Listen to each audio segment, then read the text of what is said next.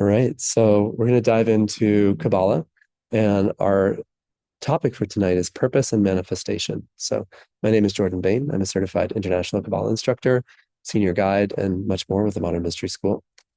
Here on the left, you'll see a map of the Tree of Life. There's many, many, many ways to draw the Tree of Life. This is kind of a esoteric and tarot-based way of drawing the Tree of Life.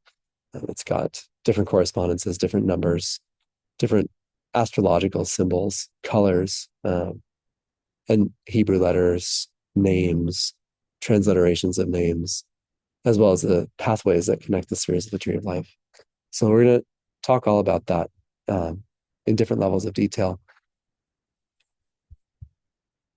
So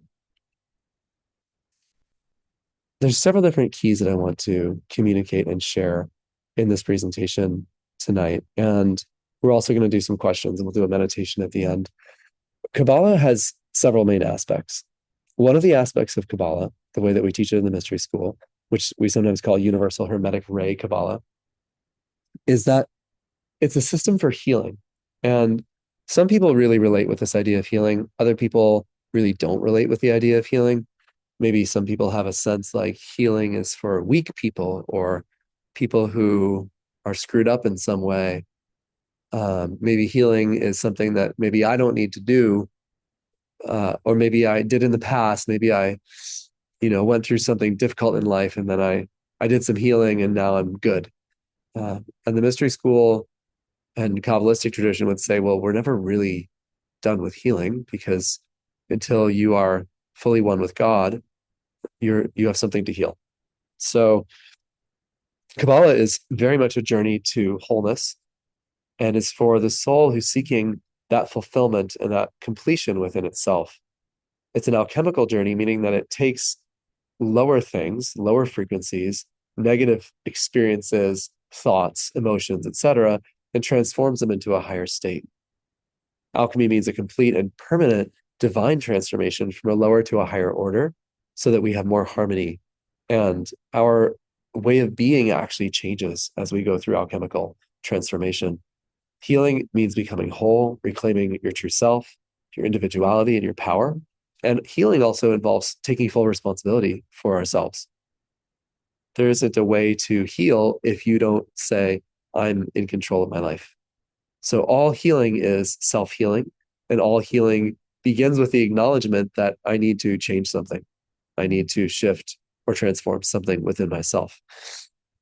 There's a book by Sovereign Ipsissimus Dave who's written several books now for the mystery school that are really targeted to just mystery school initiates, called You Are Not Perfect the Way You Are, which explains in many different levels of detail why we're always on a path of growth. We're never done with our journey. And so healing is one aspect of that journey to becoming whole.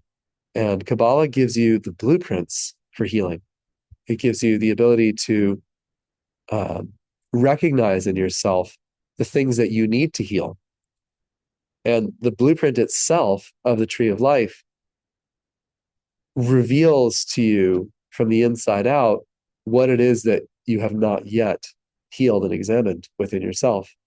And that revelation always starts out in a way that's uncomfortable.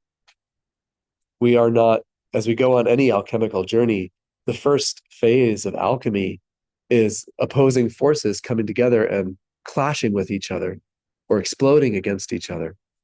Opposites coming together and boom, an explosion happens. And that explosion is never comfortable. It pushes us. It's like an explosion, hopefully a controlled explosion like inside a combustion engine that moves the pistons of progress forward. But anytime that we encounter alchemical transformation, it's always going to begin with seemingly opposing forces within us and or within others in the world, coming at odds with each other and reacting against each other. And that never leaves us in a place of feeling hunky-dory and beautiful and positive. It leaves us in a place of unease. And then the alchemical journey continues from there. And along the way of the alchemical journey, there are stages that feel beautiful and whole and complete and wonderful. But those stages are only 2 out of the 7 alchemical transformation stages. 2 out of the 7 feel really wonderful. 2 out of the 7 feel usually pretty uncomfortable. And 3 out of the 7 feel somewhere in between or neutral. So as we go on our healing journey in Kabbalah, Kabbalah is a complete alchemy for the soul. It's the full system of internal alchemy that we have as human beings. And it's given to us, according to Kabbalistic teachings, by the angels when we left the Garden of Eden so that we could come home to God. And basically was taught to, according to Kabbalistic mythology, if you will, was taught to the angels in paradise by God, and then was taught to humans by the angels when we left paradise. So Kabbalah is a system not only for healing and becoming whole, but coming home to the divinity of God, whatever name you call God by. And by God, we don't just mean God the Father, but God the Mother. So this concept in the mystery school that we have of Elohim, of Mother, Father, God, we have an obligation to come home to that God, to Elohim, to our spiritual parents. And that homecoming journey is the tree of life. The tree of life is the blueprint of how to come home to God within yourself.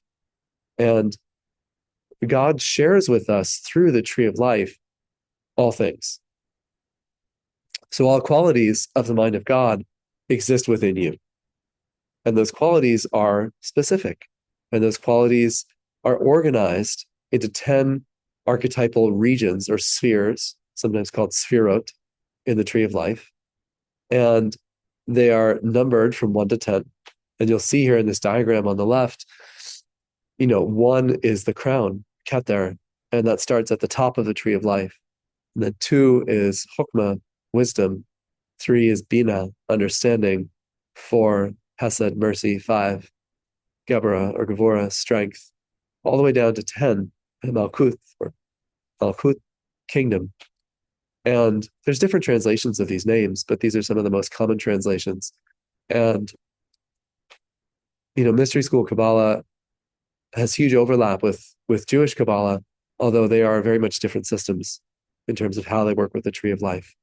In some ways, they come from the same root, but have not really been taught the same way for the last 3,000 years. The way we teach Kabbalah in the mystery school is a direct initiatory ascension journey through the tree of life.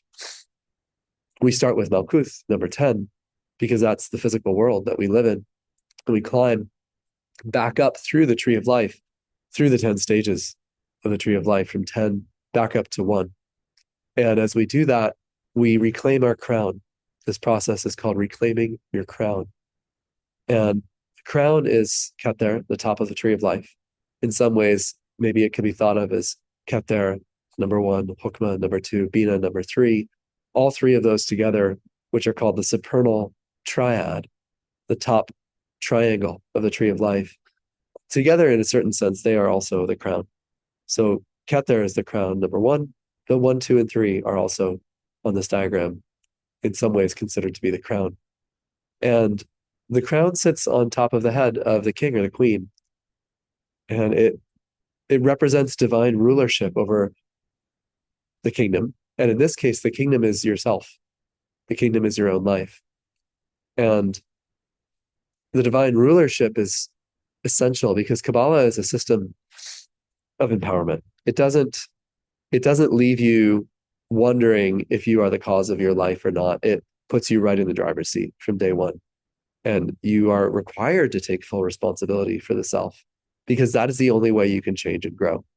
If you do not acknowledge something and you do not take ownership of that thing, you have no power to change it. The only time you gain power to change something is if you take ownership of it. So without responsibility, there's no progress. There's no change. There's no healing. There's no transformation. So when we set foot on these pathways of the tree of life, we need to be willing to take that responsibility. But like what Jen was saying before, it's not it's not actually that hard when you do it. What's hard is when you don't do it. What's hard is when the thing that is within you is disowned and it's out there in the world. And therefore, it seems like, well, I don't have control. I don't have the life that I want to have. The reason I don't have the life that I want to have is I haven't owned it. I haven't taken it into myself. And there's a mystical ingredient to all successful Kabbalah students, people who finish the journey throughout the 12 months, in that they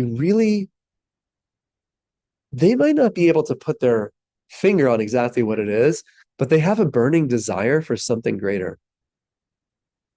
There's a burning desire within them for something greater. And they will come to know what that is in part or in full through Kabbalah. If they do Kabbalah multiple times, most likely they'll come to know it in full. That burning desire is unique to each person and is like an invisible spark of will that sits within the individual. And nothing can replace it. And nothing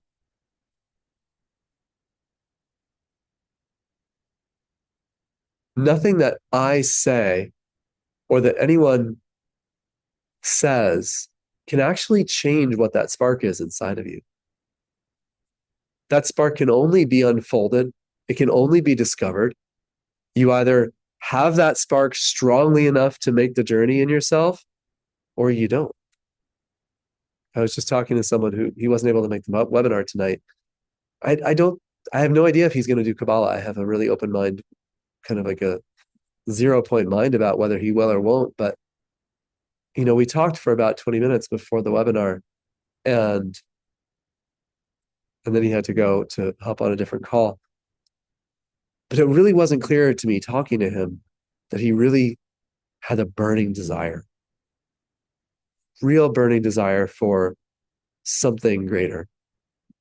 And maybe he almost wanted me to tell him what that should be. And of course, I refused to tell him what it should be because I have no idea what it should be for him. There's no way for anyone else to know what that spark is for you. So Kabbalah is such a personalized journey. As you take that spark of known or unknown, whether you know it or what it is or not, you take that spark of burning desire through the tree works on it and alchemizes it and brings that spark up to meet the spark at the crown. So there's a spark of your divinity that's buried in your physical body, buried in your physical life, buried in your subconscious mind. And you're going to bring that usually pretty unknown spark of you up to meet the spark of your God self throughout those, 11, 12 months of Kabbalah. And along the way, you're going to do a lot of purification. There's going to be a lot of transformation and purification that takes place. And then that spark that has been dwelling in the body will be reunited with a greater spark from eternity, from the ineffable, from beyond anything that you've known before. And that spark of the greater self will descend back down the tree of life over the next few years in your life. And it will remake this blueprint to be more in alignment with that spark of the God self. Because this blueprint sits between heaven and earth, between the known and the unknown. It sits between the human and God. And it has all the qualities of God within it. And it will show you where those parts of you are in alignment with the mind of God and where they are not. And each journey up the tree of life, even if you only do it once in your life, that one journey up the tree of life will really remake this blueprint, because that God self spark that comes back down the tree after Kabbalah is complete, after you finish the 12 months, after you cross the abyss, after you reclaim your crown at the end of the final retreat that we do, that God self spark that comes down has never ever been present here before.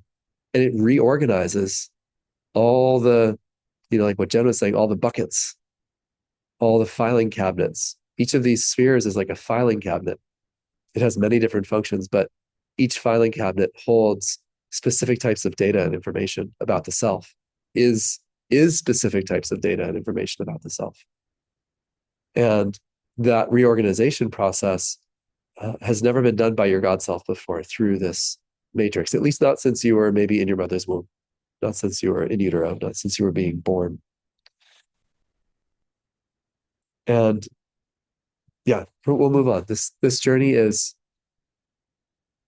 intensely personal to the being that you are meant to become, to the being that you've always been in eternity, that you said you wanted to be before you were born.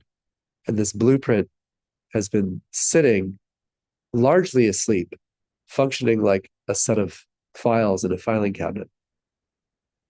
And we're going to wake it up. So Kabbalah, here's another key. It leads anyone who does it to become a better, more accomplished version of themselves. And it makes a better, more accomplished version of your life possible. We already talked about how this is accomplished partially through organizing the mind. And the mind on all levels, your subconscious, the mind of God, how you function daily, how you perceive reality. And as we cleanse the senses, we clean out pain, trauma, hurt, old emotions, limiting beliefs, programming, masks, our old sense of identity, places where we feel like we failed or been disconnected from God, the mistakes that we've made, and so much more.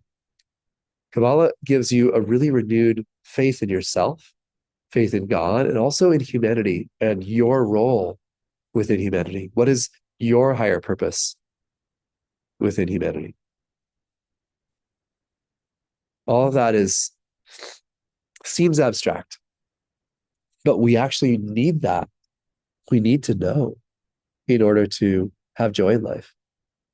If we're going to have joy and we don't know who we are, we don't know really who God is. Maybe you're an atheist and God doesn't exist. Maybe you come from religion and God is a certain set of teachings or an idea. But really knowing God is what we do in the mystery school. And we give you the tools to step forward and know thyself. And to know thyself is to know part of God. And then as you come to know you and you come to know God better, you will believe in humanity more and you'll want to contribute to humanity more. You'll want to make the world of humans better. And that is a huge part of higher purpose, is making the world of humans a better place. How do we make the world of humans better?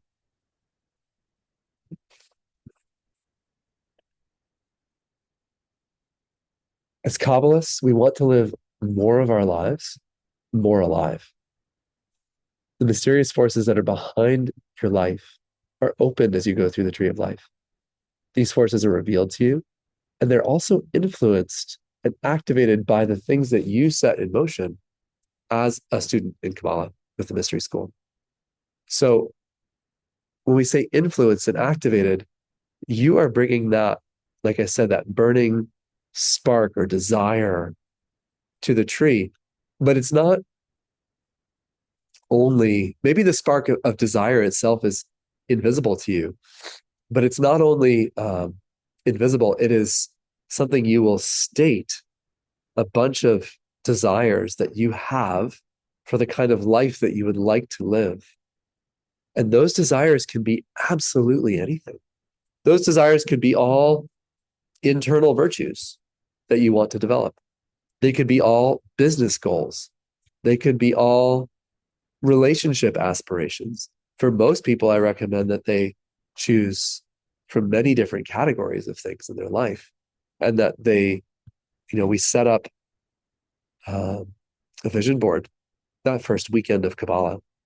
We highly encourage all the students, during the weekend, the first weekend, to get an extremely clear list of their goals. And then over the next couple of weeks to create their vision board of what is it that they are requesting to have in their life as a result of going through Kabbalah. The more clarity you have, the better. The more clear images you put on that vision board, the more clear intentions and statements you write into that vision board, absolutely the better, because all of that influences and activates the qualities and the energies and the essences in the tree of life.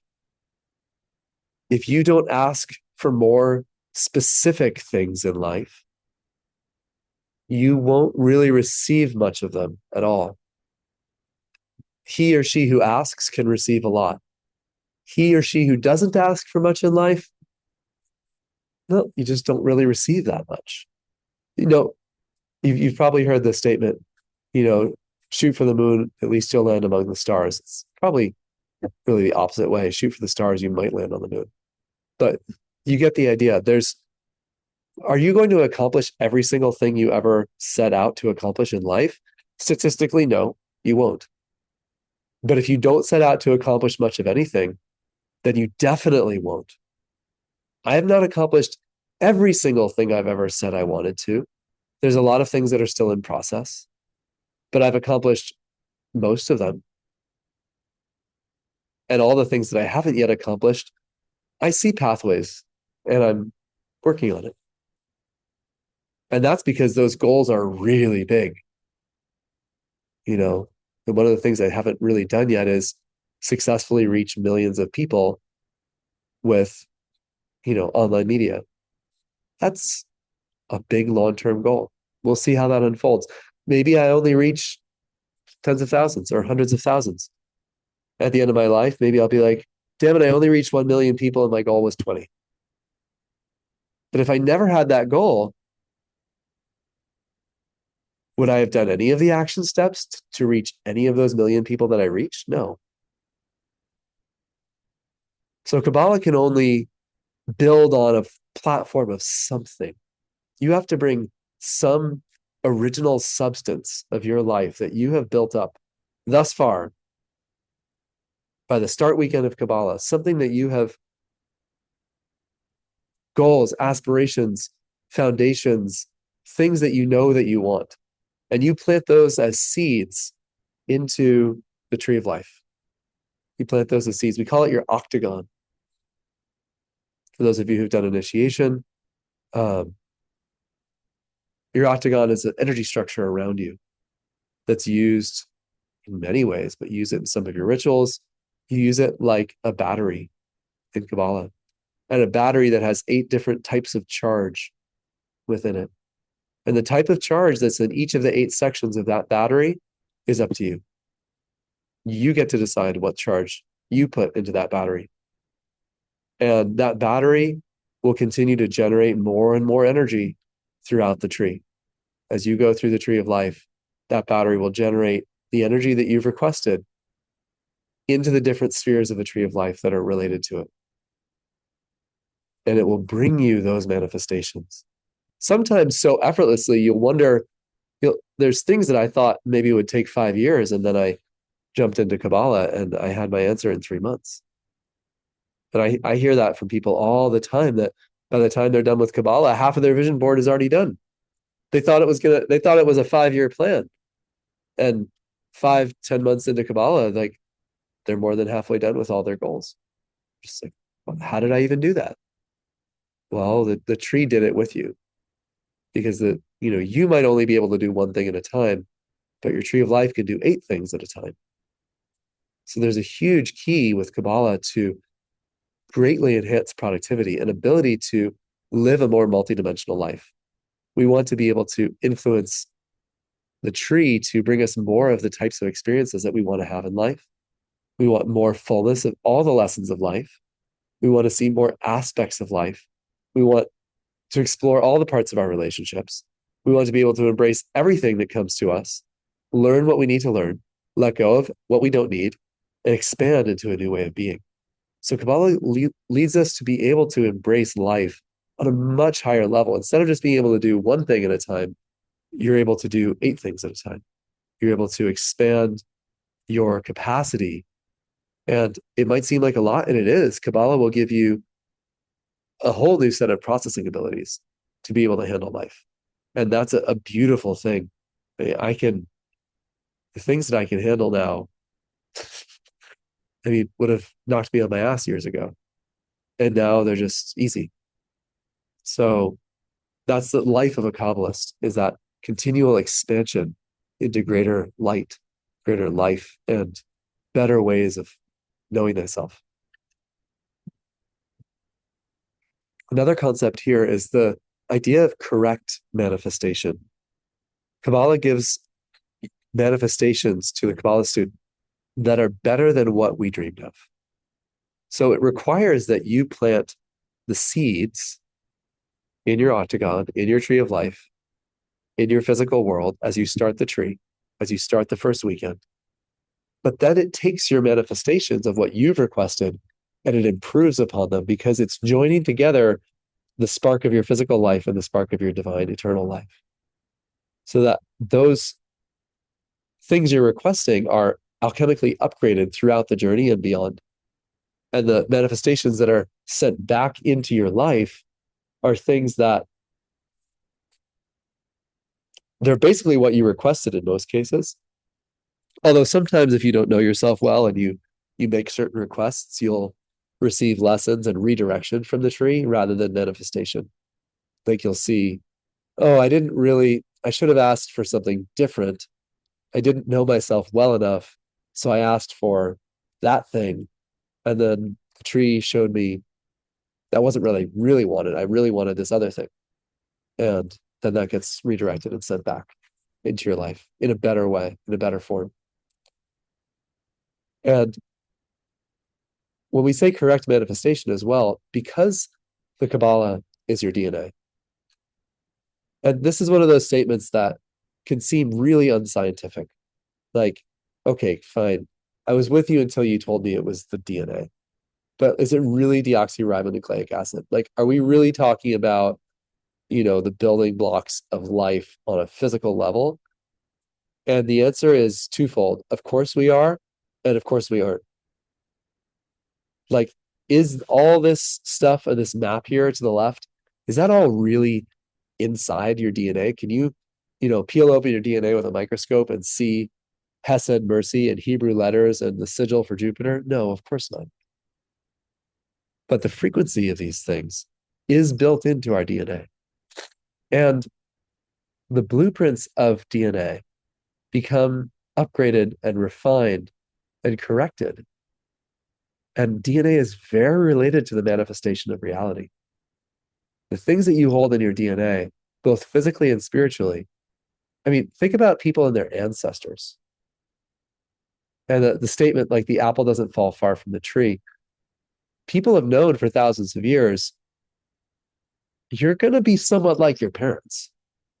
Why is that? Well, it's your DNA. Your DNA has a huge influence on you. And to be able to create something in life, if we want to make it physical, according to mystery school teachings, we need to bring it through our DNA.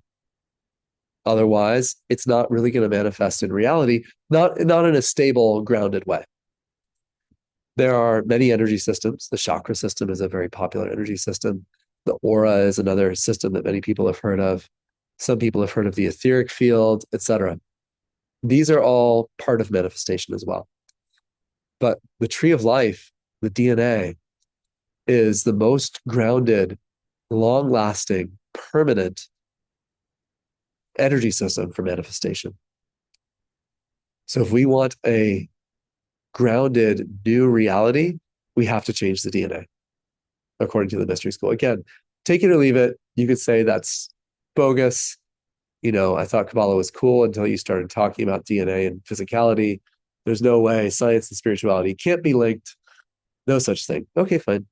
You can have your perspective with that. And it doesn't matter because Kabbalah works anyways. It's like gravity. You don't have to believe in it. I pick up my AirPods case here. I drop this thing on the ground, which I'm not going to do because I value my AirPods case. It's going to fall. You don't have to understand gravity. You don't have to agree with gravity. You can identify as someone who is gravity adjacent, but doesn't actually participate by choice in gravity. It doesn't matter. You're still bound by gravity. I don't care. And the tree of life is the same way. You don't have to believe anything that I'm saying. Just do it. and it works. And then later on, you can come back and say, huh, maybe there was something to that. Maybe there was something about that DNA understanding. Um, yeah, maybe that's worth exploring. So the results are what matters. The results of changing your DNA, coming into a more correct frequency for manifesting what you say you want. The result is simple. Your life becomes upgraded and it stays that way. You don't lose it. You hold on to it. You would live in a new life permanently as a result.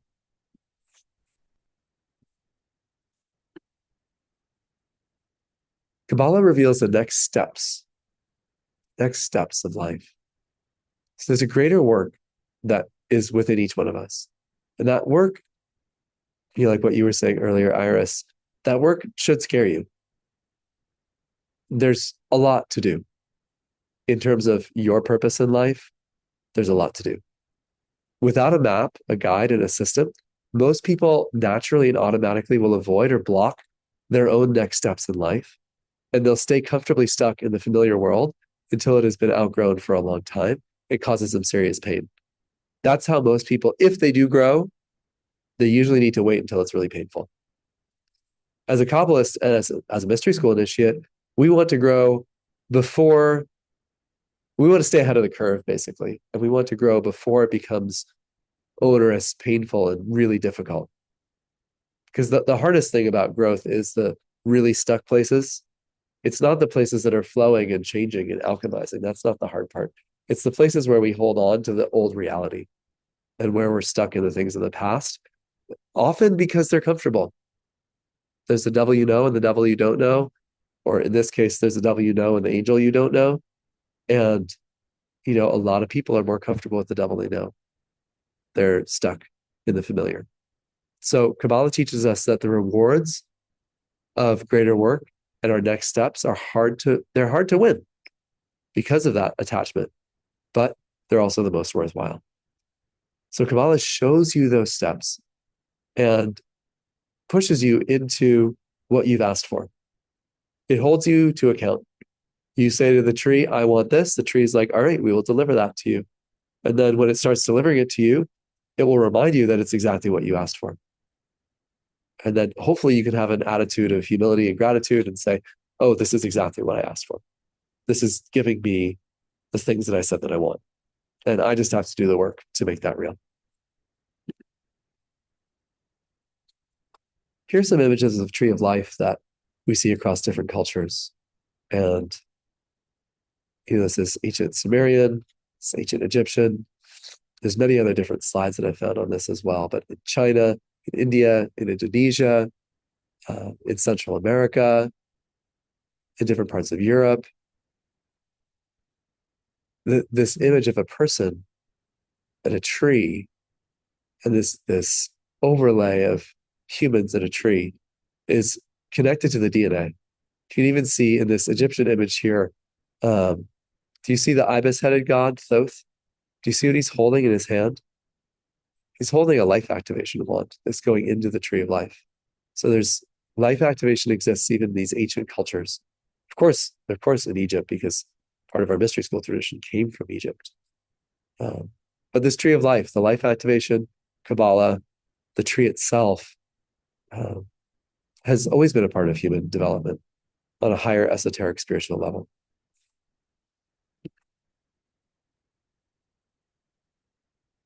Kabbalah ultimately takes you to the absolute existence of your own God self, the silent mirror of eternity. Your creative limitations are reduced and eventually removed through a combination of Kabbalah, the path of initiation, and also the healing sessions that we do in the Modern Mystery School. Now, the path of initiation there includes using the tools like rituals, meditation, and prayer, in addition to the other things that are mentioned here. So,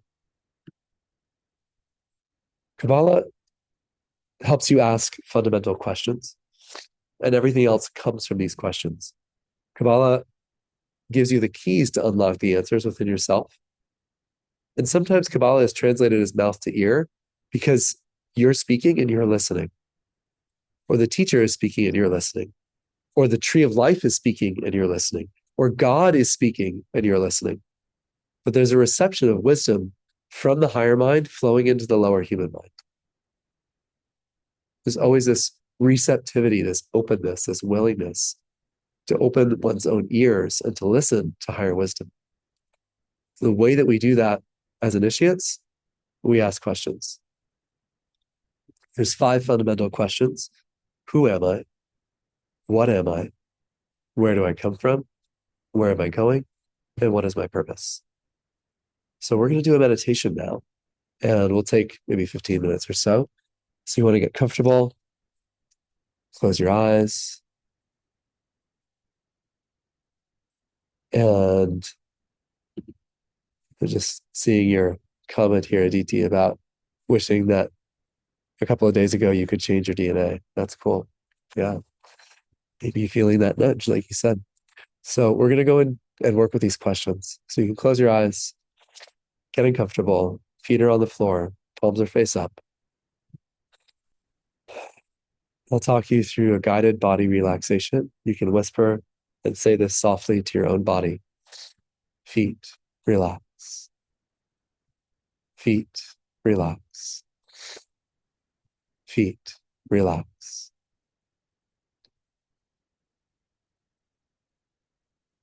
Legs, relax. Legs, relax. Legs, relax.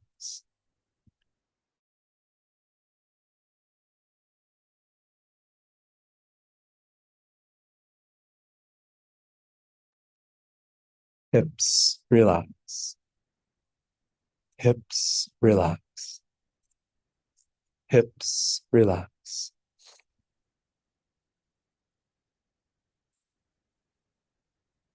Lower back, relax.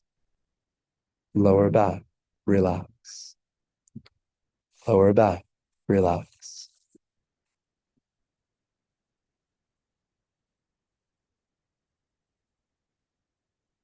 Belly, relax. Belly, relax. Belly, relax.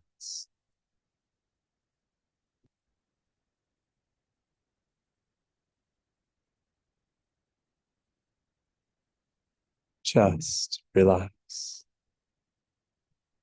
Chest, relax. Chest, relax.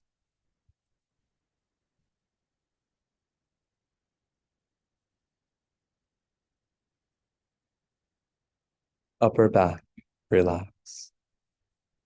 Upper back, relax. Upper back, relax.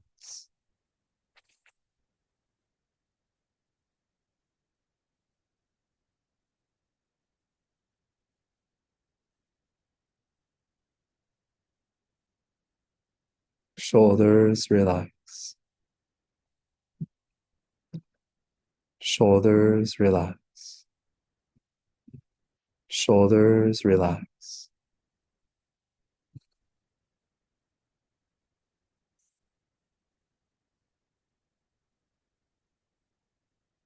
Arms, relax.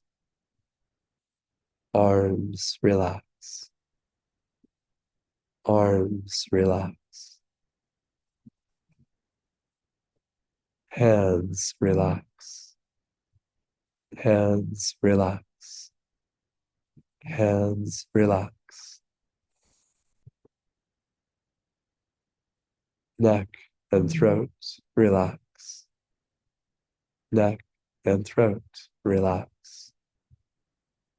Neck and throat, relax.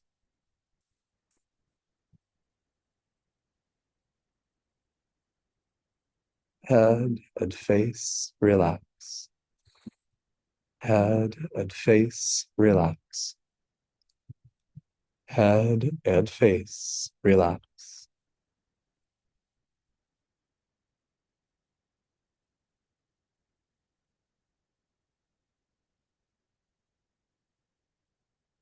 Entire body, relax. Entire body, relax. Entire body, relax.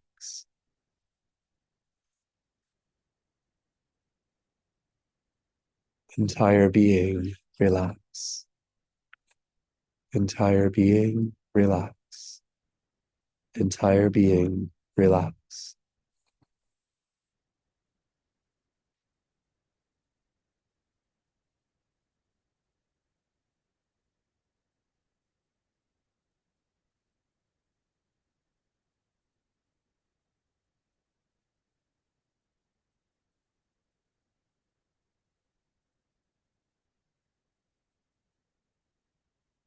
Taking the tip of your tongue, placing it up on the roof of your mouth. Taking 3 deep breaths, breathing in through the nose and out through the mouth.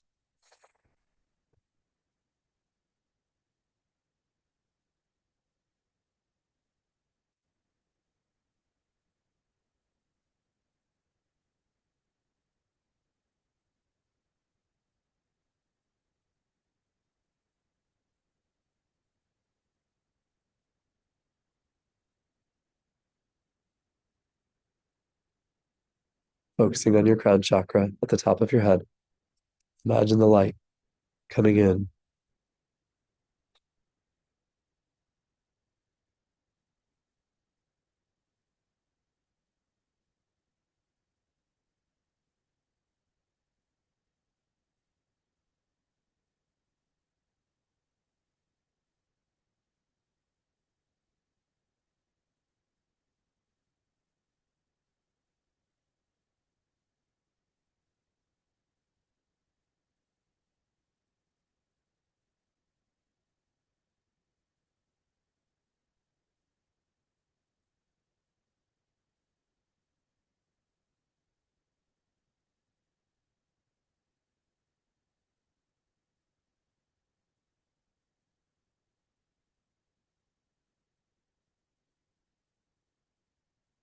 imagine a waterfall of light coming in through your crown chakra, flowing down into the earth.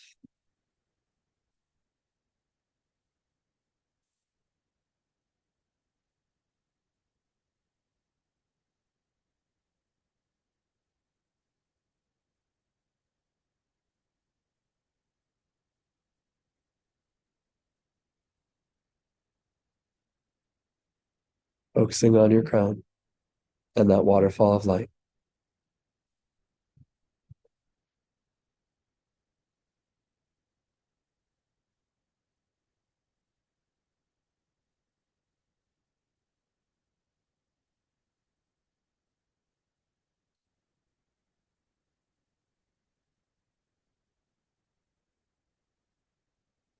Let that waterfall of light wash through your whole body, cleansing your mind, cleansing your body, and filling you up and energizing you.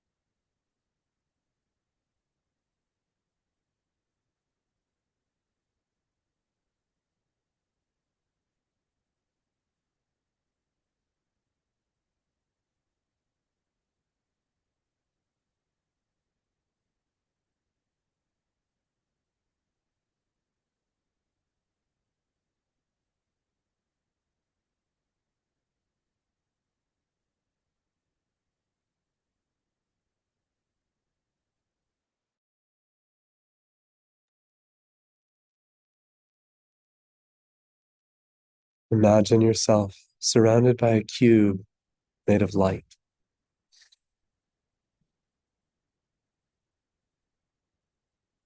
This cube has 4 directions of a compass around. In front of you, there is north. To your right, there is east. Behind you, there is south. To your left, there is west. You're inside of this cube of light, feeling safe and secure. Imagine light coming into the cube from all directions, filling and infusing you from all directions.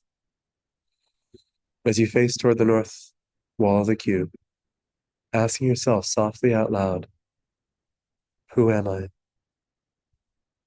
And receiving an answer like a flow of light that comes to you from that north wall. Who am I? Who am I?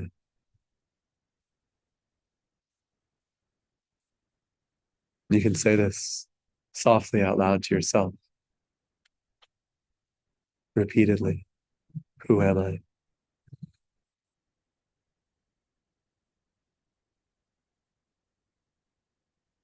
Who am I?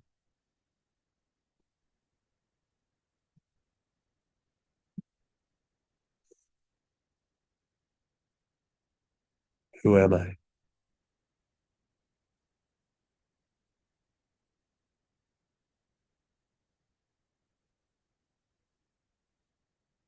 Who am I?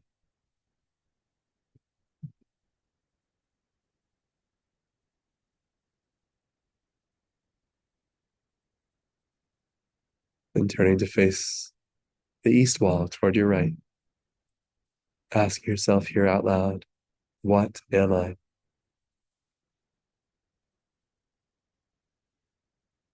What am I? Repeating it over and over to yourself, listening and receiving that flow of light from the east wall. What am I?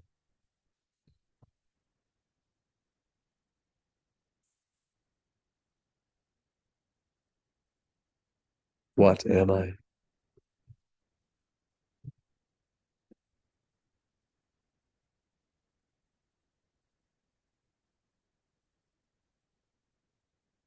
What am I?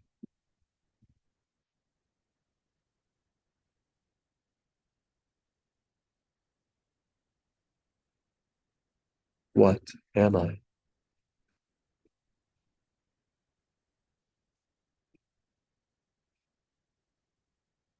What am I?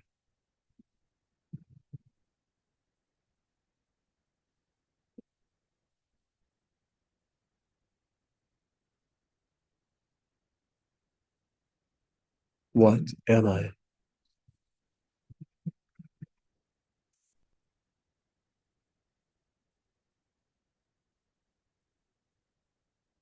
What am I?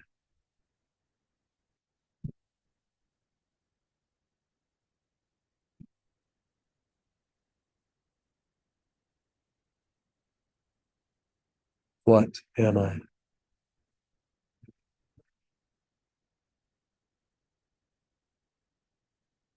And turning to face the south wall, asking out loud, repeating again and again, and pausing to listen in between each question. Where do I come from?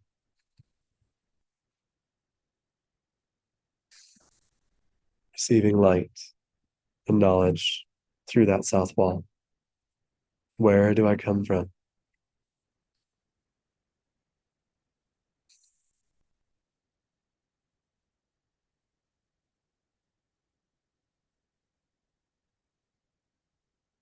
Where do I come from?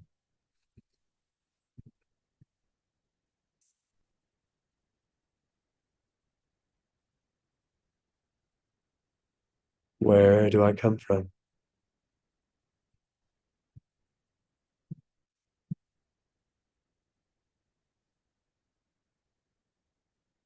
Where do I come from?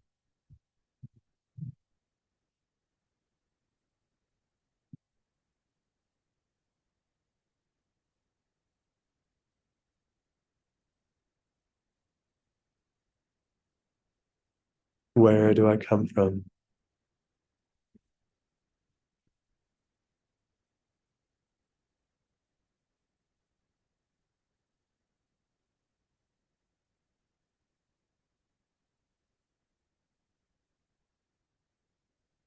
Where do I come from?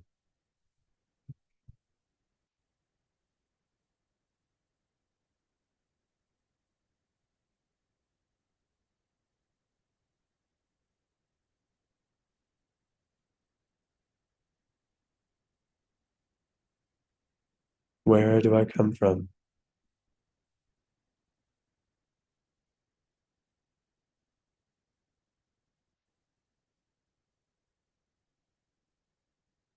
Where do I come from?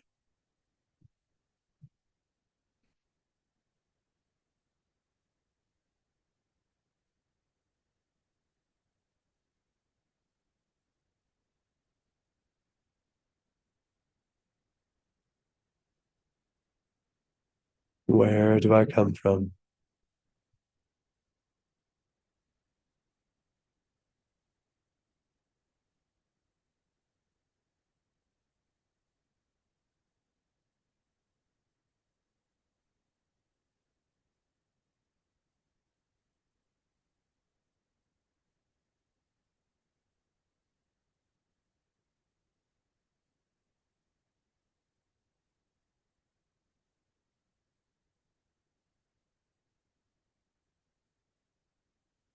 Where do I come from?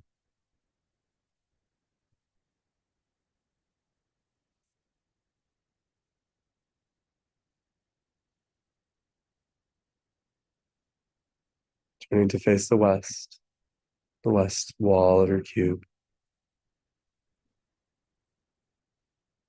repeating after me, giving yourself time to pause and receive in between each question. Where am I going? Receiving a flow of light and knowledge from the west wall. Where am I going?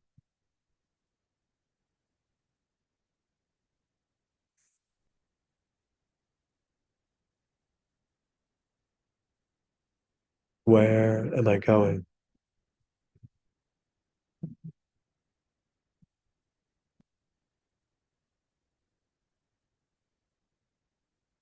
Where am I going?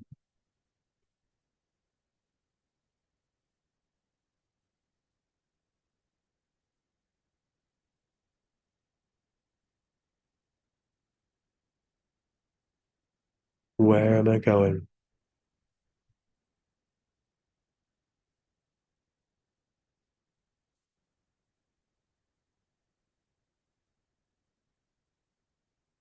Where am I going?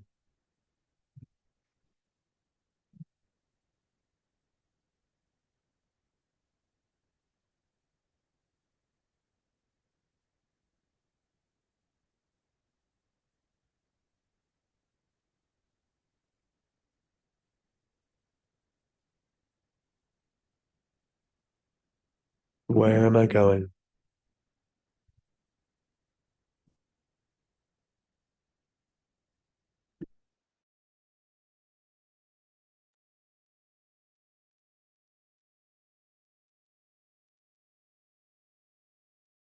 Where am I going?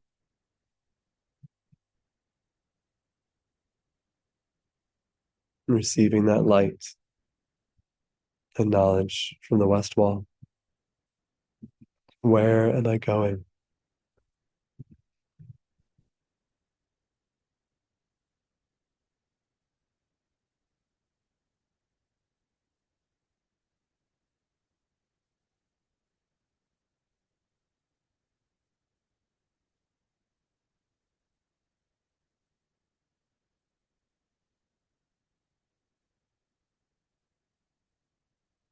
Where am I going?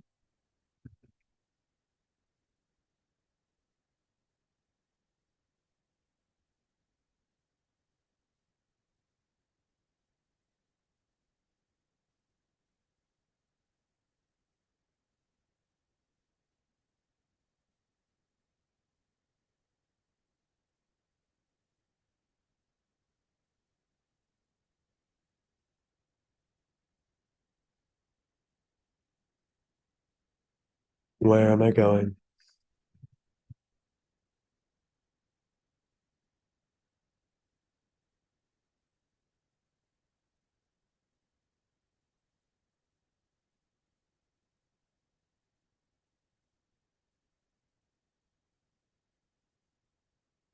Where am I going?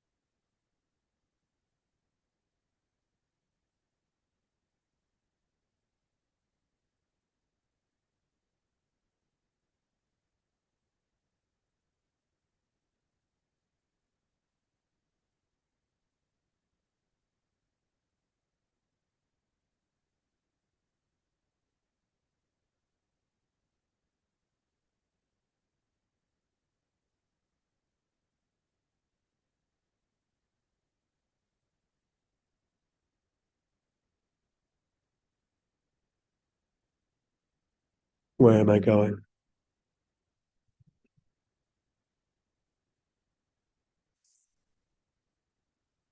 Turning back to face the north, but really facing inward now. What is my purpose in life? Asking and receiving light and knowledge from within, not necessarily words, as with all of these, just light and knowledge. What is my purpose in life?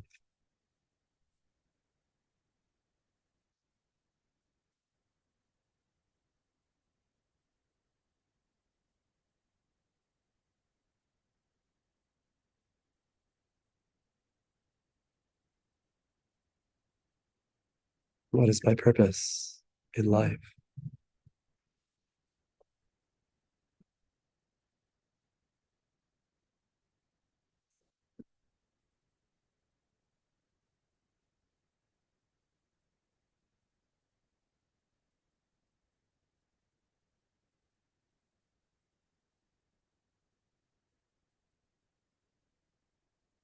What is my purpose in life?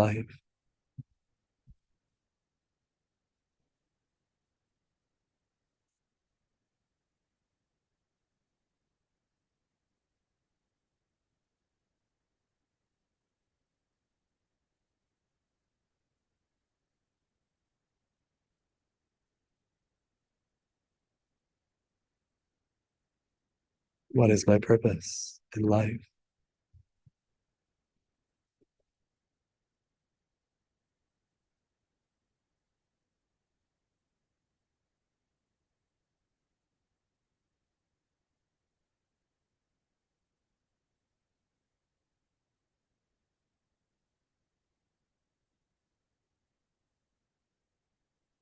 What is my purpose in life?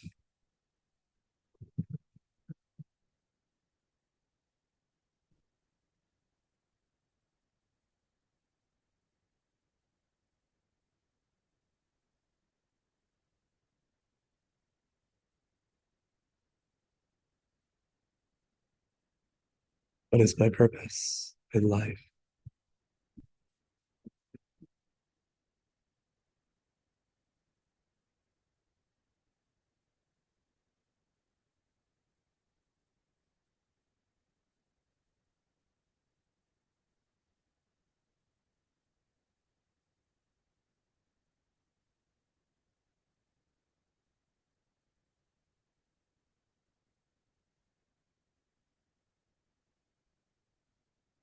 What is my purpose in life?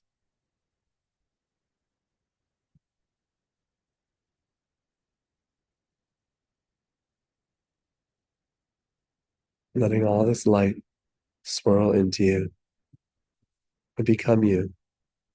Let the answers, the knowledge, the light of all these questions, whether you think you have an answer in words or not, doesn't matter. Just let the light that you have generated through asking these questions swirl into your center and become part of you.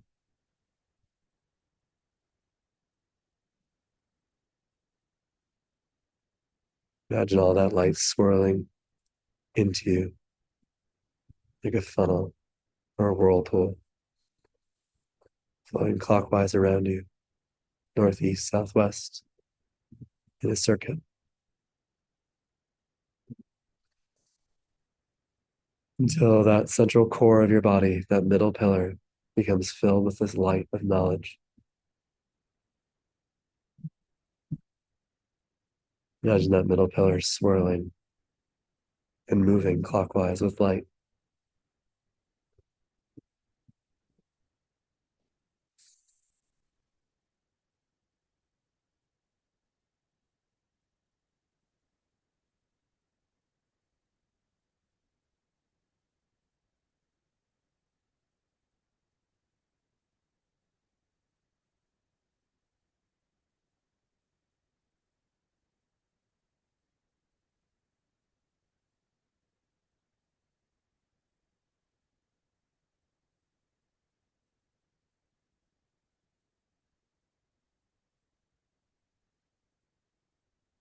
And let this central core bring you back to your body, back to your awareness in your body.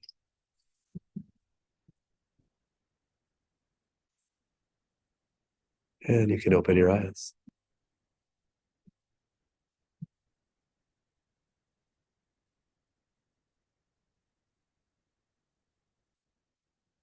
So I'd love to hear from you guys how that was. If you want to give I think Todd fell asleep maybe a little bit. I'd love to hear the one sentence version of how the meditation was for you. Aditi, do you want to share?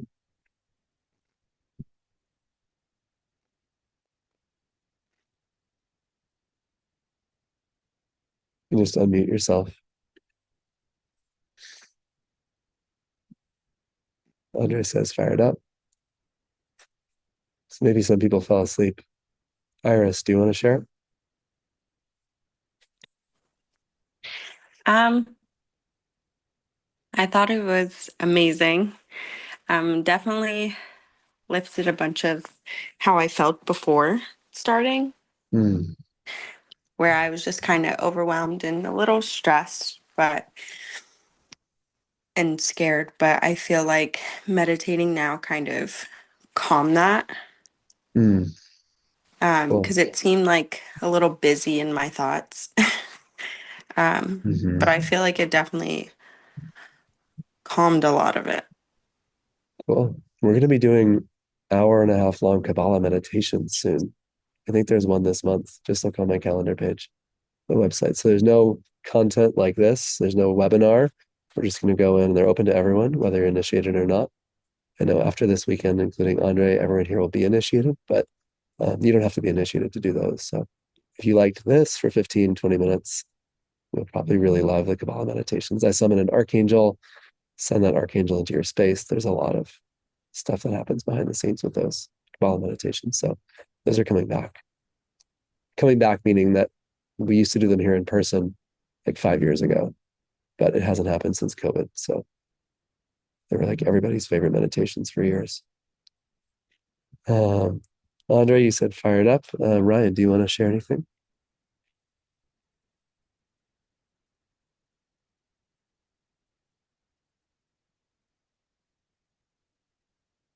Technical difficulties?